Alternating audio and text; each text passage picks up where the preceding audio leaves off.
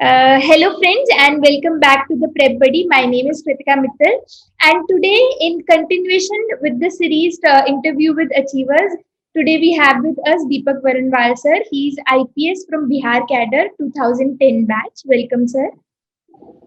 Thank you. Let us begin with a little preview of your background. आप कहाँ से हैं, आपका फैमिली कहाँ से है, आपकी इनिशियल पढ़ाई कहाँ से हुई, क्या एजुकेशन है? मैं रहने वाला उत्तर प्रदेश के प्रतापगढ़ डिस्ट्रिक्ट से हूँ और मेरी पढ़ाई जो है ग्रेजुएशन तक गांव से ही हुई, अपने घर से ही। उसके बाद ग्रेजुएशन के बाद मैं इलाहाबाद आया। कानपुर यूनिवर्सिटी से मैंने एमए और एमएड कर रखा है। साथ ही पॉलिटिकल साइंस में जेआरएफ हूँ। पढ़ाई लिखाई बेसिकली हम लोग की हिंदी मीडियम में ही हुई। पॉलिटिकल साइंस मेरा ऑप्शनल भी था और उसी से मैंने जेआरएफ भी कर रखा है। अच्छा, ओके ओके। तो सर आपने आईपीएस के बारे में कब सोचा, यानी यूपीएससी देना है, ऐसा कब सोचा? आईपीएस तो एक तरह से कह लीजिए कि पुलिस का एक आकर्षण होता है हर उम्र में। जब हम लोग छोटे से तब से आईपीएस विभिन्न माध्यमों से, मीडियम से, मीडिया हो या मूवीज हो या हर तरह से आईपीएस के बारे में तो हर कोई जानता है कि बहुत पावरफुल पोस्ट होती है, बहुत सारी चीजें कर सकते हैं। तो हम लोग उसी से बहुत अफेक्शनेट थे, बहुत उसके प्रति आकर्षित थे। ये अलग बात है कि फिर हम लोग जब इलाहाबाद गए, तैयारी करने में लगे, तो पता लगा कि बहुत टफ, बहुत जिम्मेदारी वाला पद है और काफी इसमें मेहनत लगती है। बहुत लोग इसके लिए कम्पीट करते हैं और जिस तरह से ये देखा हम लोगों ने, तो और इसके प्रति हम लोगों का लगाव बढ़ता गया। ओके, तो आपने आईपीएस ही क्यों चुना? मतलब सारी सर्विसेज में व्हाई आईपीएस? आईपीएस एक ऐसी जॉब है जिसमें आप कहिए कि सरकार से जुड़ी हुई चीजें जो होती हैं, जो सरकार है, गवर्नमेंट है, वो बेसिकली हम लोगों को यूनिफॉर्म में ही दिखती है। सरकार का जो प्रत्यक्ष रूप है, सरकार का जो, गवर्नमेंट का जो डायरेक्ट जो इंटरेक्शन पब्लिक से होता है, वो यूनिफॉर्म सर्विस के थ्रू ही होता है। और पब्लिक से जुड़ के आप बहुत सारे उनके ऐसे काम कर सकते हैं, ऐसे मदद कर सकते हैं जो वो अन्य जगह से नहीं पाते हैं। साथ ही साथ ये भी एक इसमें चैलेंज होता है कि पब्लिक डीलिंग करते हुए अपने आप को उनसे जुड़ना, उनसे मिलना, उनकी समस्याओं को ठीक से सुनना। इसमें बहुत सारे मौके ऐसे होते हैं जिसमें आप बिल्कुल लास्ट मैन, ले मैन की मदद कर सकते हैं। और ये इसका एक ऐसा नेचर है सर्विस का कि शायद और किसी सर्विस में नहीं है। ये आपने बिल्कुल सही कहा कि सरकार का प्रत्यक्ष रूप जो है, वो जो दिखता है हमें, वो एक्चुअली पुलिस ही है जो इंटरैक्ट करती है ग्राउंड लेवल पर। इसके बाद मैं सर आपसे एक बात पूछना चाहूंगी। हिंदी इन पर्टिकुलर एक बहुत टफ ऑप्शनल भी माना जाता है और बहुत उसके अराउंड लिटरेचर के सारे ही subjects actually Hindi in particular और भी टफ माना जाता है। आपने ऑप्शनल हिंदी लिया, तो उसके बारे में कुछ बताना चाहेंगे? हिंदी एक बढ़िया ऑप्शनल है, अच्छा ऑप्शनल है। आप जिस सब्जेक्ट में, जिस लैंग्वेज में अपने आप को सहज महसूस करते हैं, जिसमें आपको रुचि है, जिसमें आपको इंटरेस्ट है, वो रखना चाहिए। मेरा ग्रेजुएशन में हिंदी सब्जेक्ट था, पॉलिटिकल साइंस भी था और मैं उसमें हमेशा अच्छा करता था, चाहे वो किसी भी क्लास में रहा हो, कभी भी रहा हो। मुझे समझने में हमेशा आसानी हुई, इंटरेस्टिंग लगा। और उसकी बातें, उसकी मतलब हिंदी का जो भी जो पढ़ने से जो फायदे होते हैं, वो केवल ऐसा नहीं कि आपको थियोरेटिकल नॉलेज तक सीमित रहता है। हिंदी एक ऐसा विषय है जिसके माध्यम से आपको व्यवहारिक ज्ञान भी होता है। बहुत सारी ऐसी चीजें भी पता चलती हैं जो शायद आप अपने जीवन में ना जी पाए, लेकिन उसको पढ़ने से, लिखने से आप ये समझ सकते हैं कि सामने वाला कैसे करता है या उसकी सोच कैसी है, उसका फायदा मिलता है। और मेरा शुरू से हिंदी सब्जेक्ट रहा है और मुझे बहुत उसमें रुचि है, तो इसीलिए मैंने हिंदी चुना और उसमें मुझे हमेशा अच्छे मार्क्स भी मिले। अच्छा अच्छा। तो आपने क्या यूपीएससी के लिए प्रिपेयर करने के लिए कोई कोचिंग ली थी? जैसा अभी आजकल तो बहुत ही ज्यादा ट्रेंड है कि कोचिंग के बिना लोग एग्जाम देने का ही नहीं सोचते हैं, दिल्ली जाएंगे, कहीं पे भी जाएंगे। तो कोचिंग की इम्पोर्टेंस क्या है एग्जाम क्लियर करने में? अगर देखा जाए तो कोचिंग का इम्पोर्टेंस बहुत ज्यादा नहीं है तो कम भी नहीं। कोचिंग में बहुत सारे बच्चे पढ़ते हैं और कुछ लोग सिलेक्ट होते हैं, कुछ नहीं होते हैं। बिल्कुल। कोचिंग का अगर रोल देखा जाए तो सबसे महत्वपूर्ण ये है कि आपको जो गाइडेंस अनुभव से लोगों से बातचीत करके हासिल करने में समय लगता है, वो कोचिंग की वजह से आपको जल्दी पता लग जाता है। आपको एक डायरेक्शन मिल जाता है, आपकी एक रेगुलर रूटीन, आपकी लाइफ सेट हो जाती है कि आपको आपका रूटीन दिनचर्या सेट हो जाती है, आपको इतने टाइम पढ़ना है, कैसे कहाँ जाना है, आना है। नहीं आ जाए। सेल्फ स्टडी में थोड़ा एक ये रहता है कि किसी का रूटीन नहीं रहता है, कभी हुँ, सुबह उठ के पढ़ लिया, कभी शाम को पढ़ लिया और क्या पढ़ रहे हैं, क्या नहीं पढ़ रहे हैं, सही पढ़ रहे हैं, गलत पढ़ रहे हैं, हाँ, पेपर किस तरह से आता है और हम पढ़ किस तरह से रहे हैं, ये सारी चीज़ें आपको कोचिंग से अच्छा गाइडेंस मिलता है, नो डाउट। हुँ, और कोचिंग से आपको एक कंपनी मिलती है, आपका एक ग्रुप बनता है अच्छे लड़कों का या जो तैयारी में सीरियस हैं, जो आपसे बौद्धिक स्तर पर मेल खा रहे हैं, तो कोचिंग का निश्चित रूप से महत्व है। बहुत सारे कन्फ्यूजन्स होते हैं, बहुत सारे डाउट्स होते हैं, बहुत सारी गलतफ़हमियाँ भी होती हैं सर्विस को लेके या आप कह लीजिए प्री के लेवल से लेके हर लेवल पे बहुत सारे डाउट्स होते हैं। तो कोचिंग के हाँ, माध्यम से वो जल्दी सॉल्व हो जाते हैं क्योंकि अनुभवी टीचर्स होते हैं वहाँ पर, वो यूपीएससी की तैयारी भी बहुत बार किए होते हैं, बहुत बार सिलेक्टेड भी होते हैं, तो वो फ़ायदा करता है। Okay, okay. एक्चुअली ये इतना बड़े लेवल का एग्ज़ाम है कि जितना बड़ा एग्ज़ाम है उतने ही इसके अराउंड मिथ्स भी हैं। कभी काफ़ी कुछ ऐसी बस धारणाएँ बनी हुई हैं या झूठ फैले हुए हैं जो सही नहीं है।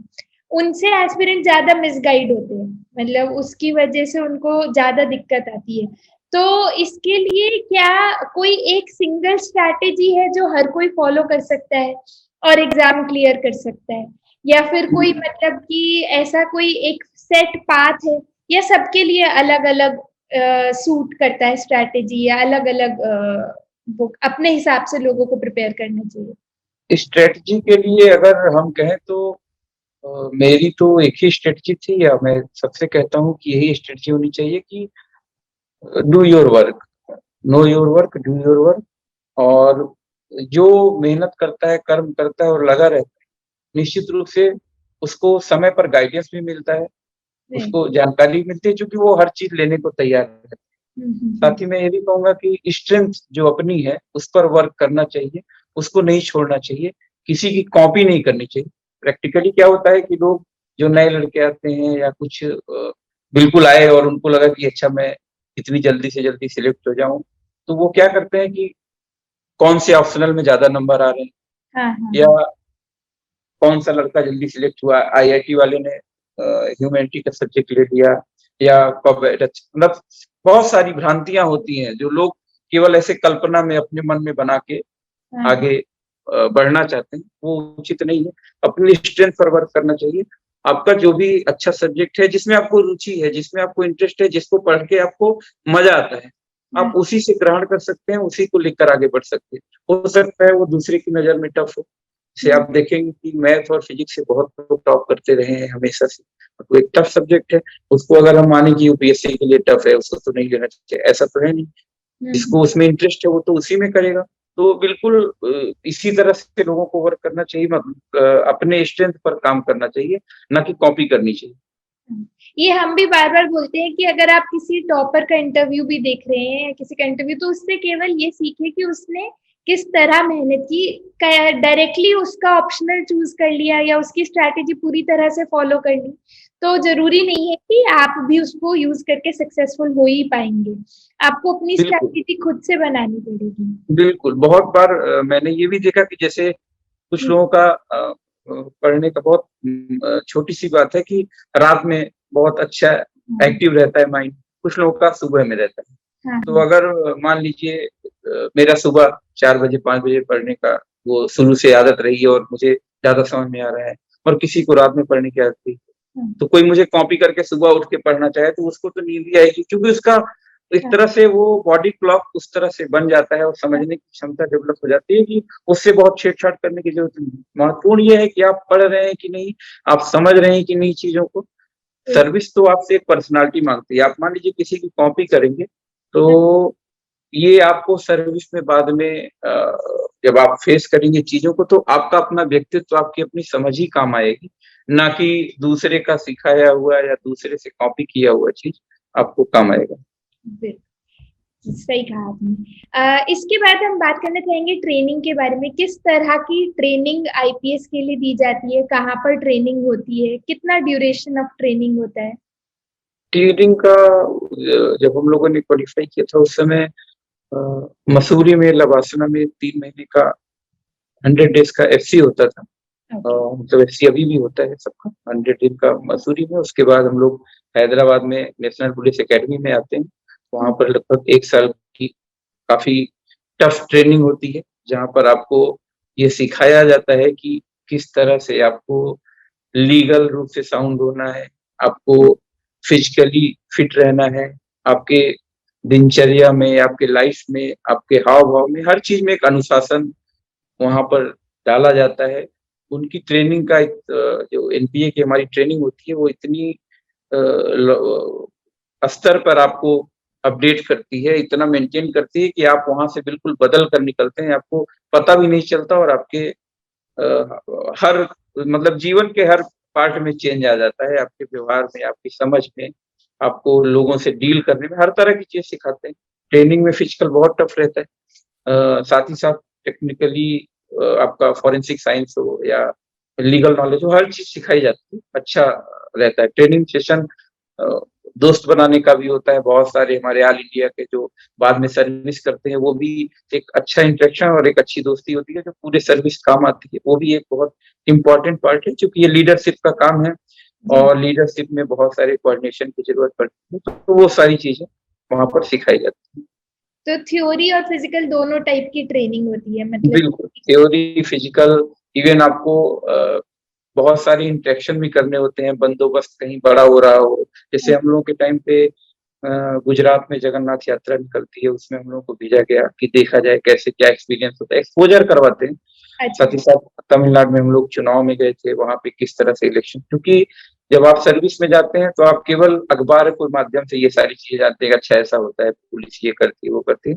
बट एक्चुअली जब आपको करवाना होता है और करना होता है तो वो बिल्कुल अलग समझ होनी चाहिए, अलग आपका नज़रिया होना चाहिए कि आप कैसे काम करवाएँगे, वो बहुत चीज़ें समझनी होती है। तो उस तरह का एक्सपोज़र भी ट्रेनिंग में बहुत सारा होता है, जिससे आप चीज़ों को और अच्छे से सँभाल सकते हैं। ठीक है। तो ट्रेनिंग के दौरान ही आपको कैडर भी चूज़ करना होता है। तो कैडर सिलेक्शन में क्या-क्या चीज़ें दिमाग में रखनी चाहिए? यानी कि क्या देखकर, क्या-क्या सोचकर कैडर चूज़ कर सकते हैं कैंडिडेट्स? हम लोगों के टाइम कैडर्स जो सिलेक्ट करना था वो प्रेफ़रेंस वाइज़ था और उसमें मेरा सेकंड चॉइस था बिहार। चूँकि ये बिल्कुल हम लोगों के पास में है और हिंदी बेल्ट में है, यहाँ के लैंग्वेज को, यहाँ के लोगों को समझना आसान है हम लोगों के लिए हुँ। और वो काफ़ी फ़ायदा भी करता है। लेकिन ऑल इंडिया सर्विस है, इसमें आपको कहीं भी जाने के लिए मेंटली तैयार होना चाहिए। हाँ, ये इस तरह की बात नहीं होनी चाहिए कि अगर मुझे कहीं मतलब असहज भाषा या ना जानने वाली भाषा वाली स्टेट में हुँ, हुँ। अलॉटमेंट हो गया कैडर का, तो मैं कैसे वहाँ काम करूँगा? वो आपको सिखाया जाता है और आप उसके योग्य बन जाते हैं धीरे-धीरे। मैंने बहुत बिहार के लोगों को, यूपी के लोगों को, साउथ में या साउथ के लोगों को अपने स्टेट में अच्छे से लैंग्वेज सीख के और बहुत बेहतरीन तरीके से काम करते हुए देखा है। कैडर अपनी जो मतलब प्राथमिकता तो देनी ही है, अपने हुँ। जो प्रेफ़रेंस है, वो अपने घर के पास है, लैंग्वेज है, ये सब देख के लोग देते हैं। लोग देते हैं लेकिन अब जिस तरह कैडर मिलता है, उसमें हुँ। कहीं भी आपका मतलब कैडर अलॉट हो सकता है। तो हुँ। कैडर देखते समय बस बहुत उसके लिए जिद नहीं होनी चाहिए, यही कैडर मिलेगा तभी हम अच्छा कर पाएँगे। हाँ, हाँ। अलग-अलग लैंग्वेज के लोग अलग-अलग स्टेट्स में बहुत ही बेहतरीन काम करते हैं और बिल्कुल नाम कमा के जाते हैं, जो शायद उस लैंग्वेज के वहाँ की। सही बात। बिल्कुल सही बात है। तो इसके अलावा हम ये जानना चाहेंगे कि पोस्टिंग्स जो होती हैं, आपकी ट्रेनिंग कंप्लीट होने के बाद जो पोस्टिंग होती है, तो जनरली ड्यूरेशन क्या रहता है पोस्टिंग का? स्टार्टिंग ऑफ द सर्विस में? पोस्टिंग का पहले उनका प्रोबेशन पीरियड रहता है लगभग हुँ। 1.5 से 2 साल का। तो फेज़ 2 करके हम लोग आते हैं तो स्टेट में आ जाते हैं और पोस्टिंग हो जाती है पहले एएसपी शिप में।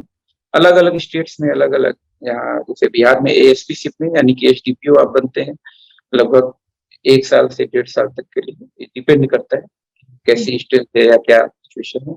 उसके बाद आप सिटी एसपी या एसपी में पोस्ट हो जाते हैं। तो लगभग 2 से 2.5 साल के बाद आप सुपरिटेंडेंट ऑफ पुलिस की पोस्ट पर आ जाते हैं और अपने कर्तव्य को निभाने लगते हैं। तो पोस्टिंग का मेन यही है कि ये स्टेट्स पर डिपेंड करता है। जैसे कई स्टेट्स में एसडीपीओ के बाद एडिशनल एसपी बनाते हैं, तो यहाँ पर नहीं है ऐसा, सिटी एसपी बनाते हैं और उसके बाद एसपी बनाते हैं।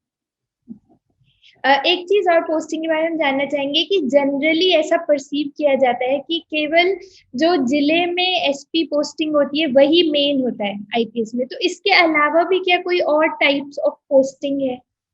बिल्कुल मतलब होती और है। भी कोई डिपार्टमेंट्स हैं जहाँ काम कर सकते हैं? हाँ बिल्कुल, बहुत सारी पोस्ट होती हैं जो पब्लिक आई में नहीं रहती है। डिस्ट्रिक्ट पोस्टिंग, फील्ड पोस्टिंग जो है वो बहुत इम्पोर्टेंट है और वो पब्लिक आई में रहती है नो डाउट, लेकिन इसके अन्य जो वर्क है पुलिस के वो बहुत सारे काम है। जैसे आपका सीआईडी का है, इन्वेस्टिगेशन का जो स्पेसिफिक वर्क देखती है। इसके साथ ही आपका बीएमपीए के बिहार में होता है, जैसे यूपी में पीएससी होता है जो लैंड ऑर्डर में बहुत तरह का सहयोग करती है। इसके साथ साथ एसटीएफ होता है जो पेशेवर अपराधी ग्रुप जो होते हैं उनके अगेंस्ट काम करती है। जो आपका ऑर्गेनाइज्ड क्राइम होता है उसके अगेंस्ट में वर्क करती है। ये आपको मतलब दिखता नहीं है, पब्लिक आई में नहीं जाता है, लेकिन इनका काम उतना ही महत्वपूर्ण होता है जितना कि फील्ड का। ये वर्क करती हैं तभी जो है जो फील्ड वर्किंग है वो स्मूथ चलती है, फैसिलिटेट करते हैं। इसी तरह बहुत सारे कह लीजिए आपकी पॉलिसी मेकिंग का वर्क होता है।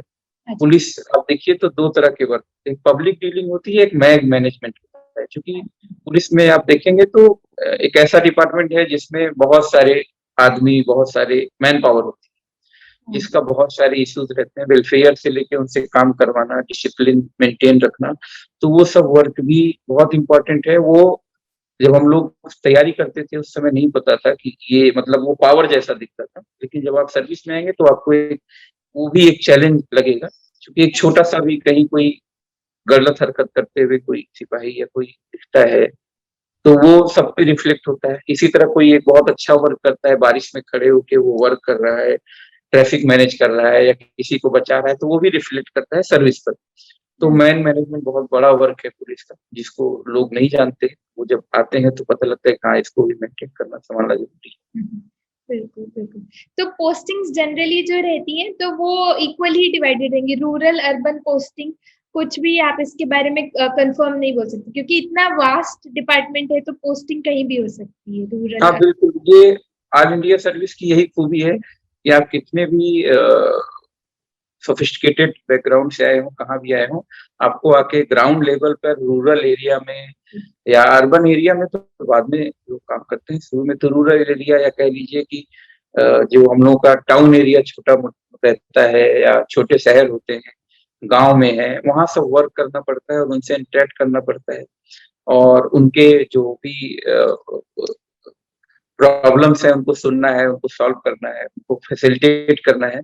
तो इसमें शहरी वाला कुछ या कह लीजिए कि अर्बन रूरल वाला ये कॉन्सेप्ट नहीं, आपको जाके ग्राउंड लेवल पर रूरल या बिल्कुल लेमैन की मदद करनी है, हेल्प करनी है, क्योंकि उसको आपकी ज्यादा जरूरत है।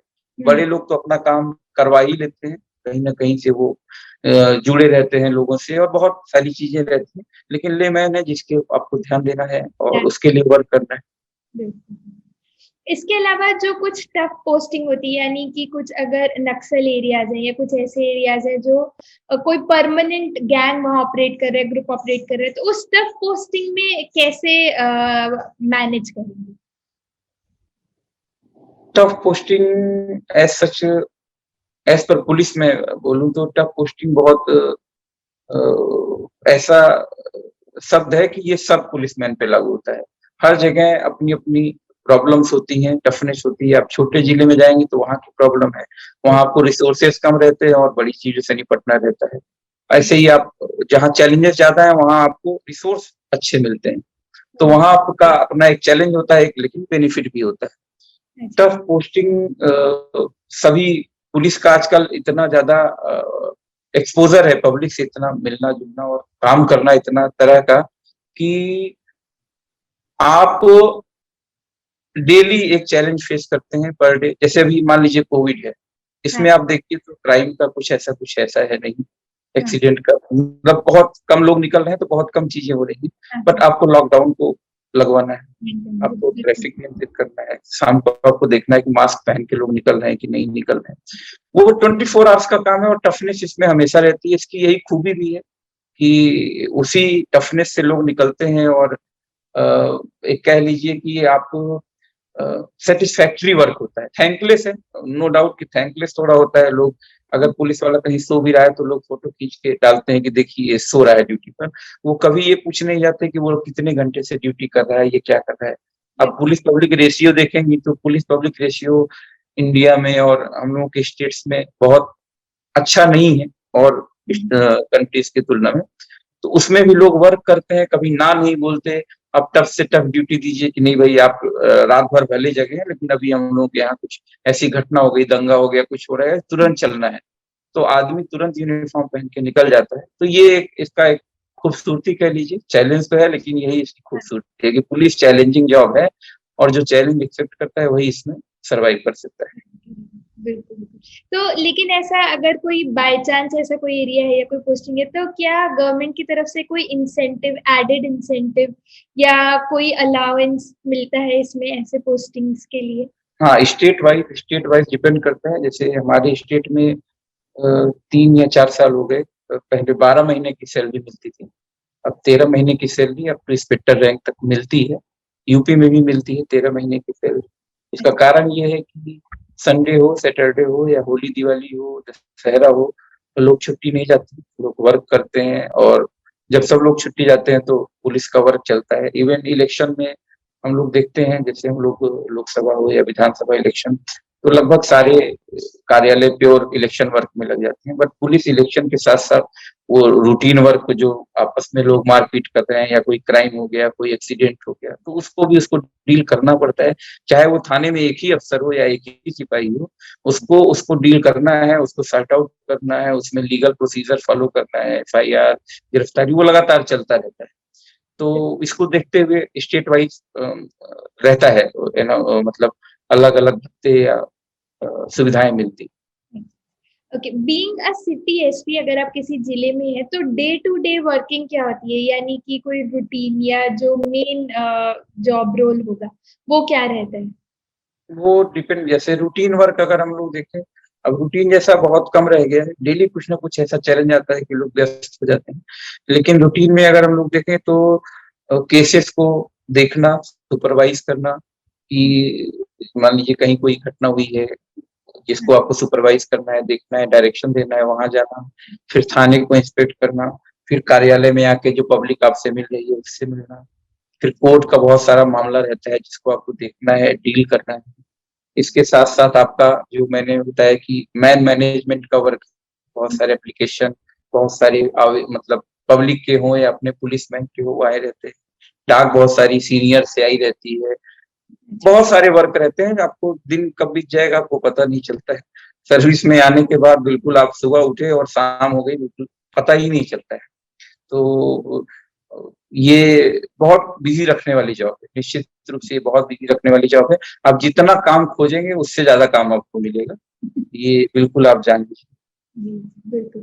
तो इसमें अपनी पोस्टिंग के अलावा, अपने स्टेट के अलावा मोस्ट फ्रीक्वेंट या मोस्ट फेवर्ड डेप्यूटेशन के क्या ऑप्शंस है, चाहे सेंटर में हो या किसी स्टेट में? डिप्टेशन के ऑप्शन बहुत सारे होते हैं।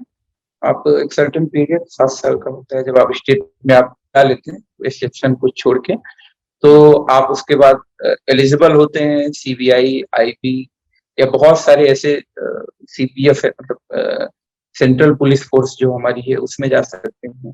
ITBP, BSF, CRPF, IB, CBI, उसके अलावा बीपीआरएनडी, बहुत सारे फोर्स, बहुत सारी चीजें जहां आपको एक्सपोजर मिलता है, आप वर्क भी अच्छा करते हैं और आप अपने आप को भी बहुत इनरिच करते हैं इस मामले में कि आप अन्य क्षेत्रों में भी काम कर सकते हैं। मतलब इसमें आप अपना जॉब प्रोफाइल थोड़ा चेंज करके आप अन्य तरह के भी काम कर सकते हैं, इंटरेस्ट के अनुसार जैसा होता है। तो बहुत सारे आप किसी और स्टेट में डेप्यूटेशन में जाते हैं तो आपकी पोस्टिंग सेम ही तरह की रहेगी, लेकिन अगर आप डिपार्टमेंट में जाते हैं तो वर्क प्रोफाइल चेंज होगा। अगर आप इंटर स्टेट डिप्यूटेशन पे जाते हैं, जैसे कोई तमिलनाडु से यूपी आया, इंटर स्टेट डिप्यूटेशन, किसी संगठन में ना जाके किसी स्टेट में डिप्यूटेशन पे जाते हैं तो फील्ड पोस्टिंग या इसी तरह की पोस्टिंग मिलती है जैसे अपने स्टेट में मिलती है। अच्छा। अगर आप किसी संगठन में जाते हैं, जैसे मैंने बताया पहले ही कि आईबी हुआ, सीबीआई हुआ, एसएसबी हुआ, सीआरपीएफ हुआ, तो उसका वर्क कल्चर वो डायरेक्ट पुलिसिंग का नहीं होता है। थाना, एसपी, डीएसपी, पब्लिक से डायरेक्ट डीलिंग, ऐसा उसका वर्क कल्चर नहीं है, इसलिए आप उसमें डायरेक्ट इस तरह की पोस्टिंग नहीं होती। और उसमें इंपॉर्टेंट काम रहते हैं, बड़े केसेस जैसे सीबीआई देखती है, आपका ये विजिलेंस बहुत, मतलब उसका विजिलेंस का बहुत सारा वर्क रहता है सीबीआई का। इसी तरह आप देखिए तो आईबी का दूसरे तरह का वर्क, वो इंटेलिजेंस कलेक्शन का वर्क। इसी तरह आप एसएसबी में जाएंगे तो इंडियन नेपाल बॉर्डर पे आपको वर्क है, जैसे बॉर्डर सिक्योरिटी का। बीएसएफ में भी उसी तरह है, सीआरपी में नक्सल एरिया हो या इस तरह का वर्क है। तो जब आप इंटर स्टेट कैडर में जाते हैं तो दूसरे तरह सेम वर्क कल्चर रहता है, लेकिन आप किसी संगठन में जाते हैं डेपुटेशन पे तो आपको बिल्कुल अलग वर्क एक्सपीरियंस और अलग तरह का काम करना पड़ता है। तो इसमें हायरार्की क्या होती है सर्विस में, मतलब क्या ये भी स्टेट डिपेंडेंट है या hierarchy almost all over India same रहती है? Hierarchy all over India same है, बोला कुछ हो जाता है, जैसे सीबीआई में आईबी में कुछ और बोला जाता है, जेडी, एडी। अच्छा। और सीआरपी वगैरह में वही एसपी, डीआईजी, आईजी से, मतलब पद का नाम अलग है लेकिन रैंक सेम ही पैरेलल मानी जाती है। अच्छा। और सेम ही हर एक क्या होता है इसमें, जैसे आपका फर्स्ट पोस्टिंग होगा तो एज एएसपी पोस्टिंग? हाँ, एज एएसपी होता है, फिर एडिशनल एसपी या कई स्टेट में सिटी एसपी, फिर एसपी, फिर डीआईजी, देन आप कुछ दिन बाद आईजी बनते हैं। फिर जैसे जिसकी सर्विस की लेंथ जैसे होती है, जितनी बची होती है, उस हिसाब से डीजी और डीजी तक प्रमोशन होता है। अच्छा। आपको हाईएस्ट प्रमोशन डीजी का होने जाता है। वही है। किसी भी डिपार्टमेंट के डीजी, डिफरेंट जो भी डिपार्टमेंट्स होंगे पुलिस के, उनमें से किसी में? पुलिस के जो बहुत सारे प्रभाग हैं, बहुत सारे, उसमें अलग अलग चाहे जो रैंक चले वो ऊपर तक डीजी तक जाता है और सेम हायरार्की होती है। तो इसमें क्या हम जैसे अपने डिपार्टमेंट को छोड़ के सेंटर की किसी मिनिस्ट्री में या किसी और उसमें भी कोई पोजीशन फिल कर सकते हैं? हाँ बिल्कुल, ये मिनिस्ट्रियल डिपार्टमेंट में भी लोग डेपुटेशन पे जा सकते हैं, जाते भी, हमारे भी कुछ बैचमेट गए हैं और हमारे सीनियर्स भी कुछ हैं जो मिनिस्ट्रियल वर्क किए हुए हैं और वो भी बहुत अच्छा वर्क प्रोफाइल है, उसमें भी आपको काफी चीजें सीखने को। अदर देन पुलिस, आप अगर कुछ काम करना चाहते हैं, आपको लगता है कि वहां पर मैं और बेहतर कर सकता हूँ, पॉलिसी मेकिंग में आप अगर इन्वॉल्व हो उसमें होंगे ना? हाँ बिल्कुल। एक मैंने भी एक आईपीएस है आंध्रा के, सर का नाम मुझे याद नहीं है, एक मूवी आई थी पूर्णा करके, तो उसमें मैंने देखा कि वो एजुकेशन में उनका पोस्टिंग हुई थी एजुकेशन डिपार्टमेंट में। उन्होंने वहाँ बहुत ही बेहतरीन वर्क किया और वो पूर्णा करके आप देखेंगे तो मिलेगा कि उस एक बच्ची की मदद करके उसने माउंट एवरेस्ट शायद पता कि वो क्लाइम किया था, और उसमें बहुत ही अच्छा उनका वर्क, बहुत कमेंडेबल वर्क है। अदर देन पुलिस का उन्होंने वर्क किया और बहुत ही बेहतर किया। तो इस तरह की भी चीजें लोग करते हैं और है, बहुत सारी अपॉर्चुनिटीज होती है, लोग अपने इंटरेस्ट के आधार पर उसको चुन सकते हैं। ओके। तो डिस्ट्रिक्ट में सर वर्क रिलेशनशिप कैसे रहता है, मतलब कि डीएम और एसपी के बीच में वर्क रिलेशन कैसे रहता है, उसके अलावा डिपार्टमेंट से कोऑर्डिनेशन, वो सब कैसे काम करता है? बहुत जल्दी, बहुत अच्छा रहता है। इवन चूंकि डिस्ट्रिक्ट को रन करना अगर है तो कोऑर्डिनेशन का ही सारा, अपर लेवल पे कोऑर्डिनेशन सबसे महत्वपूर्ण है। वो कोऑर्डिनेशन ही आपकी जिला में, आपके डिस्ट्रिक्ट में, आपके मतलब वर्किंग में दिखनी चाहिए। तो वो बहुत हेल्दी रहता है, बहुत कह लीजिए कि आपस में जुड़े हुए रहते हैं, हर काम में, हर जगह साथ दिखते हैं, हर क्राइसिस हो या अच्छी चीजें हो, साथ ही टैकल करना होता है। और एक तरह से कह लीजिए कि आपका जो एनवायरनमेंट है वो आपके जो समकक्ष पदाधिकारी उन्हीं के साथ बैठ के उन्हीं से बातचीत करके ही बनता है। तो पॉजिटिविटी भी वहीं से आती है, एनर्जी भी वहीं से आती है। एक दूसरे से अनुभव भी साझा करते हैं जिससे उनकी भी वर्किंग अच्छी होती है, आपकी भी वर्किंग अच्छी होती है। पुलिस का काम आपसे मैं फिर से कहूंगा कि ऐसा है कि कोई भी, चाहे आपका हेल्थ हो, चाहे आपका एजुकेशन हो, चाहे आपका पावर हो, मतलब हर जगह उसकी आवश्यकता पड़ती रहती है कि कहीं कोई हंगामा हो गया या कहीं पे कहीं कोई फॉर्म भर रहा है तो लाइन लगवानी है, कहीं पर मतलब हर जगह वो उसको जाना ही पड़ता है, वो कहीं से अलग नहीं हो सकती है।